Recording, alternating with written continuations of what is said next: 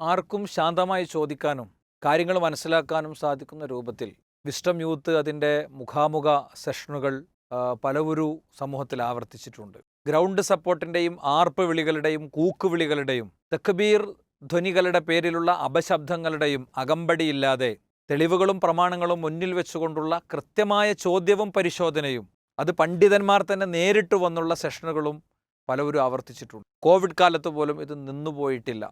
ലോകം മുഴുവൻ സ്തംഭിച്ചപ്പോഴും വീടുകളിൽ, കൂടുകളിൽ, കുടിലുകളിൽ കഴിയുന്ന മനുഷ്യരോട് വൈജ്ഞാനികമായി, ആശയപരമായി സംസാരിക്കാനും സമർത്ഥിക്കാനുമുള്ള അവസരം തീർച്ചയായും സൃഷ്ടിച്ചിട്ടുണ്ടായിരുന്നു.